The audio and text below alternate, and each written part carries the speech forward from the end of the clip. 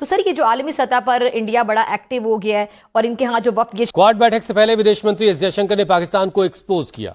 इस दौरान उन्होंने आतंकवाद के पनाहगाह पाकिस्तान पर जमकर निशाना साधा। वहां पे भी जाके सबूत नहीं दिए, इल्जामात साबित कैसे करने हैं, इनके पास कोई सबूत है ही नहीं, कैसे दें? वहां पे भी जाके वही फजूल किस्म के इल्जामात का सिलसिला जारी, ऐसे लड़ेंगे ये केस?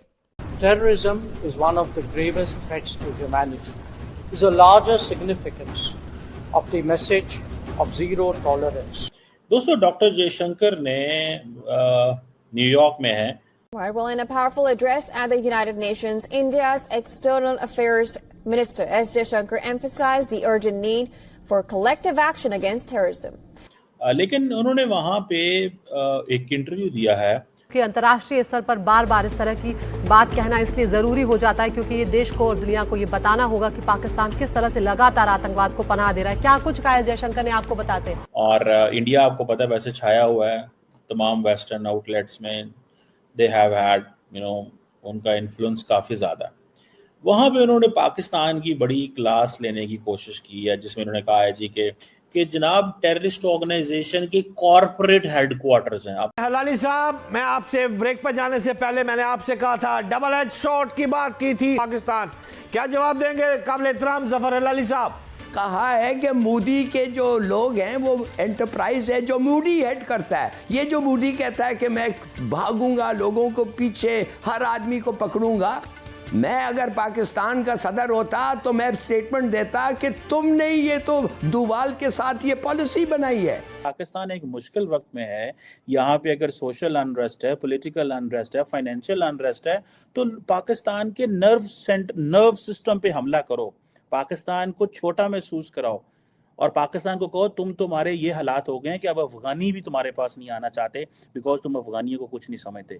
ये अफगानिस्तान आजकल पाकिस्तान के साथ कर रहा है, जिसको हमने कई साल अफगानियों को हमने पाकिस्तान में बना दिया। Every action is cleared by you are the bloody murderer. और अगर हमारे हाथ तुम आओगे तो वही होगा तुम्हारे साथ जो जिस आदमी ने वो बंदूक की वो ट्रिगर दबाया।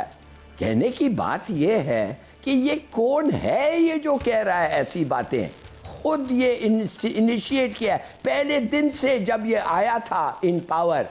इसका जो चीफ सिक्योरिटी एडवाइजर है वो दुवाल, उसने जाके स्टेटमेंट दी थी कि हम पाकिस्तानियों को लड़ाएंगे, एक एक से मरवाएंगे उनको और हम उनके पीछे होंगे और हम वी विल नॉट विड्रॉ, ये करेंगे वो करेंगे, खुद कह दिया। और अब ये कह रहे हैं कि ये बहुत बड़ी बात, खराब बात है और हम ये करेंगे वो करेंगे। इंडिया ये जो टेररिज्म कर रहा है ये that is on Kashmir and Kashmir has a history of 78 years. Kashmir परसों का इशू तो नहीं है, कश्मीर 9/11 के बाद का इशू तो नहीं है, कि कश्मीर तो पहले का इशू है। और इंडिया पाकिस्तान की कोई नई तो नहीं है, जंगें तो पहले भी हुई हैं 48, 65, 71, कारगिल, वो तो 9/11 से पहले हो चुका हुआ है ना। सो मैंने आपको बहुत पहले कहा था कि India started labelling the entire struggle into terrorism. तो वो एक सिचुएशन ऐसी क्रिएट होने का जी टेररिज्म जी हमारे भी टेररिज्म होने का जी, आपकी कौन सी होने का, ये टेररिज्म।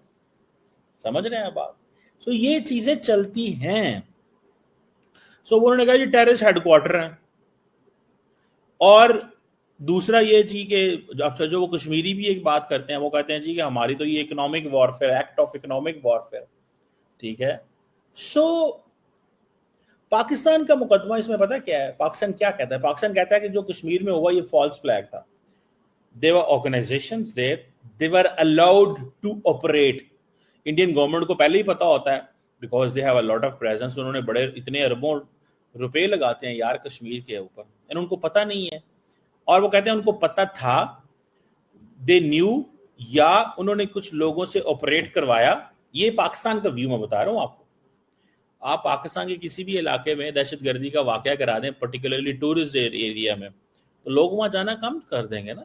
अगर फॉर एग्जांपल ये इंप्रेशन शुरू हो जाए that people do not go there, people लोग वहां नहीं जाते, ठीक है, वहां पे जाएंगे यार, वो लोग आपको पकड़ लेते हैं, चोरी करते हैं, आपको डाका करते हैं, तो लोग वहां पर they will stop going there. So situation अच्छी होगी तो जाएंगे ना, ठीक है ना जी। सो ये जो सीईओ हैं न्यूज वीक के, इन्हें पाकिस्तानी किसी लीडर का भी इंटरव्यू करना चाहिए था। सो ये वन साइडेड इंटरव्यू चला देते हैं। बहरहाल जारी बात है, उनके ताल्लुकात अच्छे हैं। और अब जैसे मैंने कहा, no country should use terrorism as an instrument. भाई who says this other than India? Pakistan तो ये कह रहा है, प्राइम मिनिस्टर मोदी भी एक बात कह रहे हैं, डॉक्टर जयशंकर भी बात कर रहे हैं। And let me tell you, doctor Jaishankar is super competent person. I think Narasimha Rao से ज्यादा इन्होंने अपना टेन्योर गुजार लिया as a minister for external affair. और आई थिंक नेहरू साहब ने सबसे लंबा ज्यादा गुजारा था, 16 साल। तो द पॉइंट हियर इज कि कॉम्पिटेंट आदमी है, इसमें तो कोई शक नहीं है। मैं तो इस पे I believe in the thing. अब वो कह रहे हैं किसी को टेररिज्म को इस्तेमाल नहीं करना चाहिए, ये बिल्कुल सही है, नहीं करना चाहिए, ठीक है जी। तो भाई आप अगर पाकिस्तान को सारे टाइम टेररिज्म टेररिज्म कहेंगे, पाकिस्तान एक ही तो चीज कहता है, give me the second country.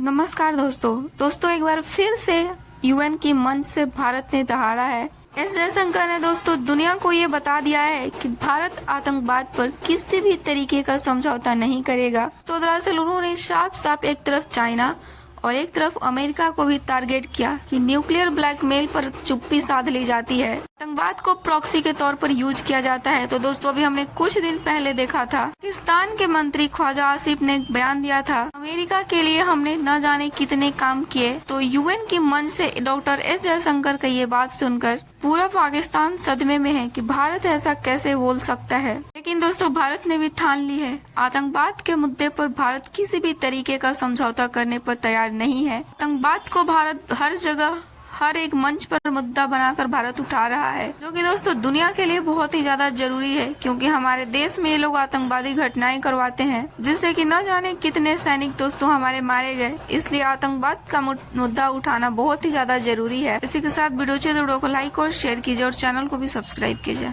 Which says the same which you are saying। कोई एक बंदा, इंडिया की स्टोरी ठीक है, हम नहीं कहते गलत है, लेकिन कोई दूसरा मुल्क भी तो ये बात कहे, ठीक है। अब वो क्या कहते हैं, अब वो कहते हैं कि जब इंडिया आजाद हुआ तो तभी दहशतगर्दी शुरू हो गई थी, कश्मीर पे हमला हो गया, जो कि मोदी साहब ने रिसेंटली कहा था। तो इसको मुझे ये लगता है, what I understand and what I realise कि this is something very significant, important. This is something which I realise is nice, ठीक है जी। और मैं तो ज़ाती तौर पे ये समझता हूँ दैट जयशंकर साहब का ये सारा कुछ कहना इज़ फाइन, मर्जी है उनकी, हम उन्हें क्या कह सकते हैं। लेकिन बैठ की बात होनी है, जितनी जल्दी बैठ जाएंगे उतना ही अच्छा है, बाकी ना बैठेंगे तो पाकिस्तान क्या